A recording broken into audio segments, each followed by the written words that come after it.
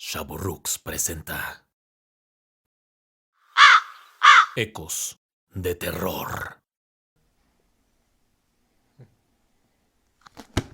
Buenas noches a todos. Sean bienvenidos nuevamente. Como saben, soy Beren y esta noche seré el centinela. Es un placer tenerlos de vuelta. Esta noche tenemos historias muy interesantes para ustedes. Sin más, los invitamos a escuchar los 3 relatos que preparamos, si es que se atreven. En fin, la noche se avecina y comienza mi guardia. Esto es Ecos de Terror.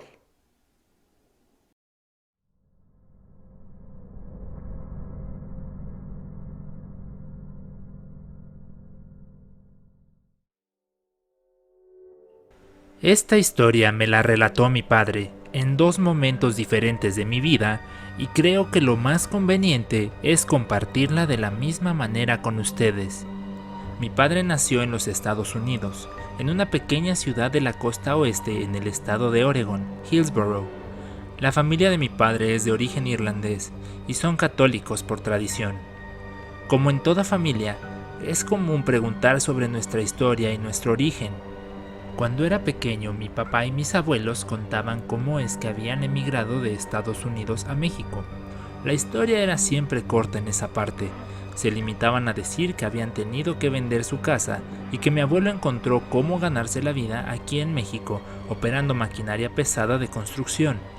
Un trabajo que era bien pagado y que cuando él vino habían pocas personas que sabían operar estos grandes equipos.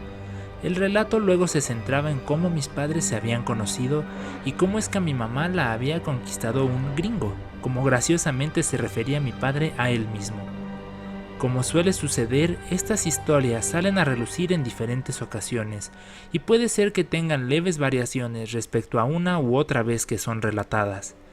Fue justo una de esas en las que mi padre, después de un par de copas en una reunión familiar, hizo un comentario justo al momento de que comentaba la parte en la que vendían la casa. Mi padre dijo algo como, bueno, es que después del ático, a lo que mi abuela reaccionó con una mirada fulminante y mi abuelo solo dijo en tono serio, Matthew, el nombre de mi padre, mientras me miraba a mí. Mi padre se disculpó y un segundo después continuó con la historia tal como la conocíamos. A pesar de mi corta edad, me quedé con la curiosidad de esa parte misteriosa de la historia y no pensaba dejarlo pasar. Al cabo de unos días, cuando tuve oportunidad de acercarme a mi padre estando él y yo solos, le pregunté, «Papá, ¿qué es un ático?», la cual era una pregunta genuina. Mi padre, un poco extrañado, me explicó y me dio el ejemplo de que son así como se ven en algunas películas en las que hay casas que tienen un espacio en la parte alta y que usualmente se utiliza para almacenar cosas, que en efecto el diseño de la puerta que desliza con escaleras es común en muchos hogares de los Estados Unidos. Le pregunté entonces qué le había pasado en el ático. Mi padre suspiró y puso su mano en mi hombro y me dijo, «Tenía miedo de que me preguntaras eso, pero te lo voy a responder». Mi papá me pidió que no comentara esto con mi madre, ni mucho menos con mis abuelos. Me dijo que cuando él tenía mi edad, vivían en la mencionada casa, la cual tenía un ático. Me dijo que a él le causaba mucha curiosidad saber qué es lo que ahí se almacenaba y que en repetidas ocasiones subió ahí. Luego me reveló que después de una serie de accidentes en los que tanto él como sus padres cayeron de las escaleras del ático, le habían prohibido acercarse a este. Sin embargo, él siguió subiendo. Por esto, a mis abuelos no les había quedado remedio más que mudarse de la casa y que coincidentemente mi abuelo encontró un buen trabajo en México, que aprovecharon para venderla y venir para acá. La explicación en ese momento me pareció un poco extraña, pero me quedé satisfecho por un tiempo. Lo único que parecía diferente después de haber escuchado la historia era que cada vez que salía a relucir el relato de cómo mis abuelos y mi padre acabaron en México, mi padre me miraba con una expresión que yo interpretaba como «no vayas a decir nada de lo que hablamos». Al paso de los años, la historia que me contó mi padre hacía cada vez menos sentido. Llegué a ridiculizarla en mi mente al punto de pensar cosas como: ok, entonces, ¿se caían del ático y por eso se mudaron a México? Era muy obvio que faltaban detalles y eso era lo que más me intrigaba. Llegué a hacer la paz con el hecho de que había pasado algo y no era agradable, y por eso era importante tener una historia alternativa y un tanto ridícula para ocultar la verdad. No fue sino hasta que yo ya era un adulto viviendo por mi cuenta que en una cena familiar donde solo estábamos mi madre, mi padre y yo, saqué el tema a la conversación. Papá, ya cuéntame bien, ¿qué pasó realmente en Estados Unidos? Le dije con un tono entre burlón y curioso. Mis padres se miraron por un segundo. Mi papá dio un trago a su bebida y me dijo: bueno, creo que así ya estás en edad de saber. Mi padre vivía en Hillsborough, como yo lo sabía. Mis abuelos y él habitaban en una casa en la parte sur de la ciudad, cerca de una zona boscosa. Era, y sigue siendo, una de esas ciudades en donde el espacio entre una casa y otra puede ser considerable. Para efectos prácticos, es como si la casa estuviese sola en medio del bosque. En efecto, la casa tenía un ático, mismo en el que se tenían almacenadas pertenencias de la familia, pues era una vivienda que había pertenecido a la familia de mi abuela por algunas generaciones. Cuando mi papá tenía 11 años, empezó a despertar en la madrugada acostado en el ático, sin saber cómo es que había llegado ahí. En ocasiones, ni siquiera despertaba por cuenta propia. Era mi abuela quien lo veía en el piso del ático dormido, después de haberlo buscado desesperadamente por la mañana. Al cabo de un tiempo, empezaron a notar que mi padre aparecía con marcas en los brazos y en las piernas, moretones y rasguños. Mi abuela comenzó a hacer guardia en la recámara de mi papá para asegurar que no le saliera de esta y monitorearlo durante la noche. Mi padre cuenta que mientras estaba despierto, sentía como si algo lo llamaba desde el ático.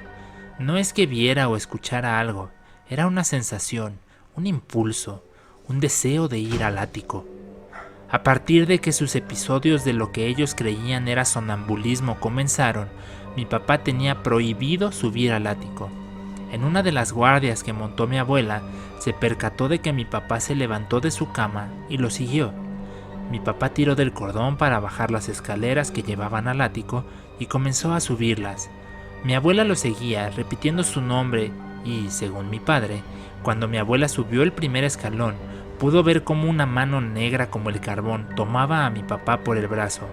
Ella pegó un grito para luego sentir que fue empujada, lo que hizo que cayera de las escaleras.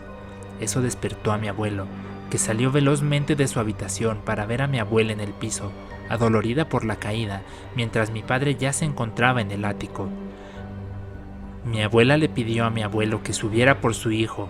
Cuando mi abuelo entró al ático, vio a mi padre en el piso, con los brazos y las piernas extendidas, en una escena como la del hombre Vitruvio de Da Vinci, tomándolo de las muñecas y los tobillos, una especie de sombra oscura, gigante, pero que según lo que mi abuelo le contó a mi padre, parecía como una araña que lo sostenía en esa posición.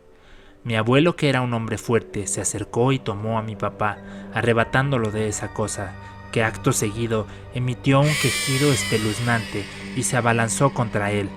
Como pudo, mi abuelo la esquivó, tomó a mi padre, saltaron las escaleras del ático y lo cerraron. Mis abuelos y mi papá se dirigieron a toda velocidad en la camioneta de mi abuelo con el párroco, el padre Walsh.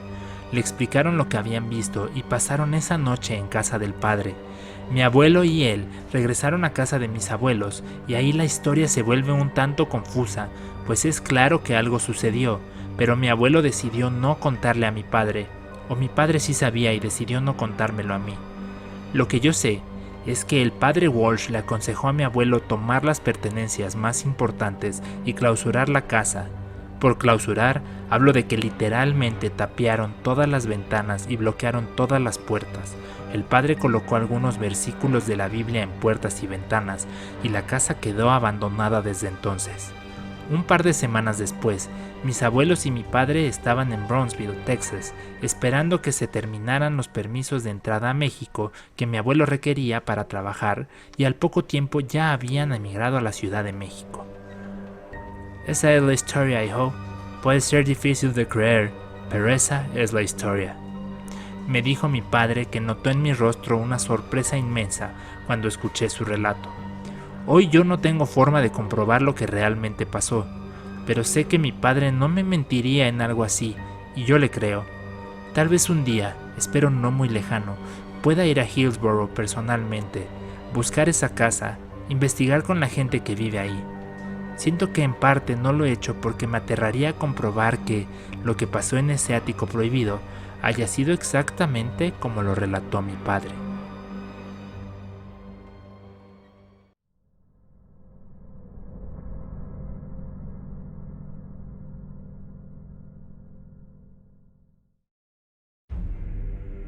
Todo mundo dice que en estos tiempos se han perdido muchas buenas costumbres y valores.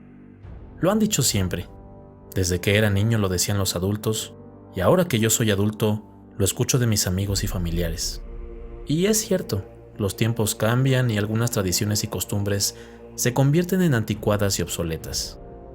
Mi intención no es debatir este punto, es contarles algo que me sucedió por una de estas ideas que, en mi opinión, afortunadamente ya no es tan común.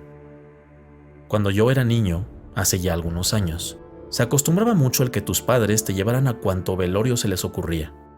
Muchos de estos velorios eran de personas que para nada eran cercanas a la familia y realmente no existía ninguna razón para asistir, al menos no para un niño. La razón de fondo era una especie de creencia que esto forjaría una buena resistencia para los momentos en los que nos es inevitable asistir a un desafortunado evento como este. Aunque seguro había otras razones como que no me podían dejar solo, etc. Ya había yo asistido a un par de velorios y había tenido la fortuna de que eran con el ataúd cerrado, por lo que la experiencia fue solo incómoda. Me generaba mucha ansiedad el ver a tantos adultos sufriendo, y más porque se trataba de personas que, como dije, realmente no eran cercanas a nosotros. Recuerdo que corría el mes de marzo. Lo tengo bien grabado porque llegó una llamada por la noche, justo un par de días después del inicio de la primavera. El padrastro de una de las amigas de mi madre había fallecido y nos habían pedido que asistiéramos al velorio. Hago un tono especial en el nos, ya que en realidad la que debía asistir era mi madre y en todo caso mi padre. Pero de nuevo me vi arrastrado por las circunstancias. Mi madre me preparó un atuendo formal lo más rápido que pudo y fuimos en dirección hacia la funeraria. Para mi mala fortuna, en esa ocasión se estaba llevando a cabo todo el protocolo con el ataúd abierto. Mi primer shock fue ver el ataúd, justo en medio de la sala de la funeraria con la tapa levantada. Sabía lo que eso significaba y me generaba mucho miedo el ver a la persona que estaba ahí dentro. Mis padres se acercaron de inmediato a la familia de la amiga de mi madre y dieron sus condolencias. Encontramos asiento en un espacio que estaba en la esquina de la sala, a unos 5 metros del ataúd. Yo intentaba no mirar hacia este, pero llegó un punto en el que fue inevitable. ¿Cuál fue mi sorpresa de que, al momento de mirar hacia el difunto, este me miraba de regreso, fijamente? Les puedo jurar que pude notar en más de una ocasión cómo giraba su cabeza para mirarme a los ojos. Ahí, recostado y de brazos cruzados, y sin hablar, pero con una mirada fija. Yo, asustado, le dije a mi madre: «Mamá, el señor me está viendo». Mi madre desechó mi observación como si se tratase de una broma. «Ya, pórtate bien. Vamos a estar aquí un rato y no quiero que des lata». El resto del tiempo que pasamos en la funeraria sucedió lo mismo. Yo procuraba no voltear, pero llegó un punto en el que la mirada era tan insistente que no podía evitarlo. Y ahí estaba, el cadáver del señor mirándome fijamente, como tratando de decir algo. Cuando llegamos a casa, mi madre me dejó en mi cuarto para que durmiera. Yo tenía tanto miedo que decidí dejar encendida la pequeña lámpara que tenía en la mesita junto a mi cama. Después de un rato, caí dormido. Me desperté acelerado en el momento en el que me arrancaron las cobijas y las sábanas con las que dormía. Alcé la mirada al pie de la cama y allí estaba el anciano mirándome, sin hablar, sin hacer ninguna expresión. Solo ahí, parado. Grité completamente aterrorizado. Mis padres llegaron a la habitación unos momentos después y me interrogaron sobre qué había pasado. Según ellos era pura imaginación mía, pero yo estaba seguro de lo que acababa de mirar. Claramente ya no pude dormir después de eso. Al cabo de unos cuantos días en los que nada sucedió, fui retomando mi rutina infantil sin contratiempos. La calma se perdió nuevamente un día que, por cansancio, me quedé dormido en la sala, y cuando abrí los ojos, el mismo hombre, o mejor dicho, el cadáver del hombre que había visto en la funeraria y al pie de mi cama, estaba sentado en el sofá frente al que yo dormía. Esto duró por años. Mis padres nunca me creyeron. Al principio creían que una vez que creciera un poco, el problema se resolvería solo. Nos mudamos de casa varias veces y no importaba a dónde fuéramos, eventualmente acababa teniendo una experiencia con el fantasma del cadáver, como yo le llamaba, o el cadáver errante, como lo nombró mi padre a modo de burla, ya que sin importar cuántas veces nos mudamos, seguía apareciendo. Incluso fui sometido a pruebas psicológicas para verificar que no sufría de ningún trastorno esquizofrénico o de otra índole alucinatoria. No sé si afortunadamente o no, pero nunca hubo un diagnóstico parecido. Para efecto de todo, yo gozaba de una buena salud mental. Sin embargo, las apariciones y contactos seguían. Eventualmente, los eventos terminaron, así como iniciaron, de la nada. Quiero pensar que esta cosa se cansó de mí o que finalmente encontró la paz. Nunca tuve la iniciativa de contactar a su familia, ni entender si había un motivo o razón por la que no pudiese descansar en paz. Lo que sí puedo asegurarles es que los velorios no son lugares adecuados para niños. Piensen en esta historia la siguiente vez que se les ocurra llevar a uno de sus hijos, pues, quién sabe, puede que quizá no regresen solos de estos lugares.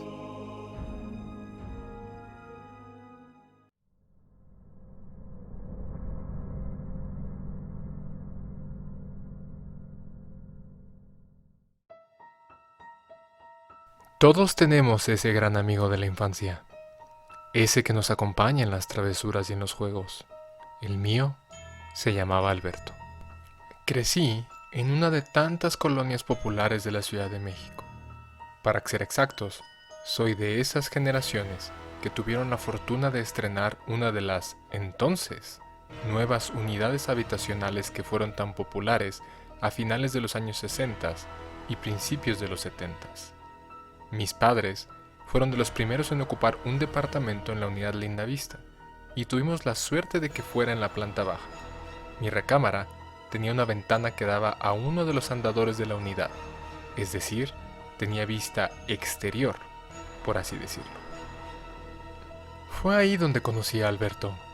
Él vivía en uno de los edificios continuos al nuestro, y no tardamos en hacernos amigos. Éramos de la misma edad y asistíamos a la misma escuela. Mis papás pasaban todo el día trabajando, y en realidad yo tenía una libertad amplia. Podía hacer lo que quisiese hasta que ellos llegaban. No era el caso de Alberto. Alberto tenía a su mamá detrás de él todo el día, y tenía que escabullirse para salir a jugar y para divertirse. Fue Alberto quien empezó con una dinámica de que, cuando llegaba a verme, en lugar de tocar a la puerta, tocaba en mi ventana de una manera singular. Muchas veces tocaba en mi ventana y me dejaba un papel con algún recado, indicando el plan a seguir. Fueron años que disfruté mucho. Crecimos y nuestra dinámica seguía muy similar, solo cambiaban las actividades. En lugar de salir a jugar canicas o escondidas, salíamos para ir a ver discos o a las tiendas o para ver si alguna muchacha nos hacía caso. Una que otra vez nos escapamos para fumar un cigarrillo, aunque a ninguno de los dos nos gustaba, y la verdad lo hacíamos para sentirnos importantes. Alberto la pasaba un poco mal. Su papá bebía mucho y peleaba mucho con su mamá. El dinero también era un problema constante. Por lo mismo, Alberto empezó a buscarse pequeños trabajos en los que, a pesar de su edad, pudiera ganarse algunos pesos. Todos cargamos con la reputación de quienes nos rodean, al menos en algún punto de nuestra vida. Por los problemas que tenía en casa, Alberto comenzó a generar una fama de que era una persona problemática, principalmente porque lo asociaban con su padre. Yo sabía que eso era falso, pues Alberto no solo era un buen tipo, también era alguien que en muchos sentidos era todavía ingenuo e inocente. A mis papás les empezó a caer un poco de peso de que me juntara con Alberto.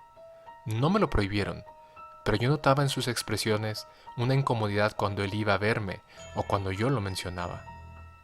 Cuando cumplimos 18 años, Alberto por fin pudo tener un empleo formal y comenzó a trabajar como cajero en una panadería. Por causa de esto, la frecuencia con la que nos veíamos disminuyó, pero sobre todo, los horarios que teníamos para convivir se volvieron más nocturnos. Para mí se volvió común que, ya entrada la noche, escuchara su clásico toquido en mi ventana invitándome a salir. Ya no había aventuras locas como antes, y casi siempre platicábamos fuera de mi recámara, al lado de mi ventana, y de pronto nos bebíamos un par de cervezas. Corría agosto de 1980. Estaría yo en lo que sería el último año que viviría ahí con mis padres. Recuerdo nítidamente que me encontraba en mi habitación, escuchando un LP que recién había adquirido, con mucho esfuerzo, de la banda británica The Clash. Este álbum incluye una canción que me encantaba, London Calling. Lo estaba escuchando y esperando la visita de Alberto, para presumirle y para que lo escucháramos juntos. A eso de las 9:30 de la noche, escuché el clásico toquido de Alberto, y lo vi, fuera de mi ventana, sonriéndome. Acudí a la puerta y vi a mis padres. Estaban hablando con la mamá de Alberto. «Hola, señora, buenas noches», le dije, mientras notaba que la señora era un mar de lágrimas. Sentí un gran vacío en mi estómago y presentí que algo estaba mal. «Hijo, asaltaron la panadería y a uno de los rateros se le fue un tiro y le dio a Alberto. Está muy grave», me dijo mi padre mientras mi madre consolaba a la mamá de Alberto. «No puede ser, papá. Si Alberto me acaba de tocar la ventana como siempre», le respondí con nerviosismo, pero seguridad de lo que había visto. Regresé a mi cuarto y miré por la ventana y no vi a Alberto por ningún lado. Una sensación helada recorrió mi cuerpo y mi padre entró en la habitación y me dijo que iríamos al hospital para llevar a la mamá de Alberto. Cuando llegamos, los médicos nos dijeron que no habían podido hacer nada y que ya había fallecido. Me quedé con la señora esa noche en el hospital y le ayudé con todos los trámites para la salida del cuerpo, mientras mis padres nos ayudaban a ver en dónde podíamos velarlo. Yo aún no daba crédito, estaba en shock. Sí, por la muerte de mi amigo, pero también porque estaba seguro de que me había tocado la ventana y de que yo lo había visto. Cuando regresé a casa por la mañana, dormí un rato. Cuando desperté, seguía con esa sensación de que Alberto seguía por aquí. Mientras me preparaba para el velorio, escuché de nuevo el toquido y corrí a la ventana, pero no había nadie. No sabía si mi mente me estaba jugando algún truco o alguna mala pasada, si era por el shock, pero les juro que de nuevo escuché el toquido. Pasados unos días, yo seguía sumido en una gran tristeza. Habrán sido como las 3 de la mañana y yo no podía dormir. Llegó un momento en el que empecé a desear, sí, desear, que como fuera, Alberto me visitara.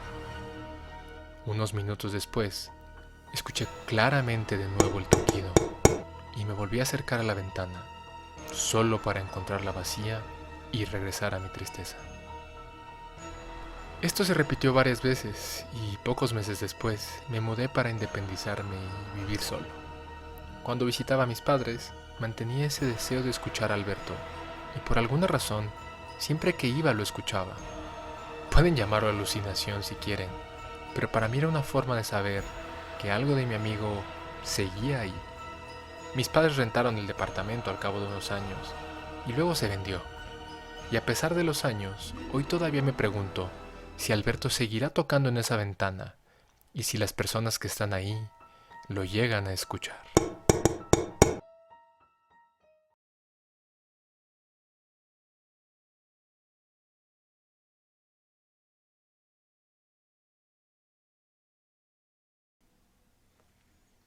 Esperamos que los relatos de hoy les hayan parecido interesantes. Como siempre, los invitamos a compartir nuestro contenido, a darle like y a suscribirse si es que no lo han hecho. Nos dará mucho gusto tenerlos aquí la próxima semana. Que descansen.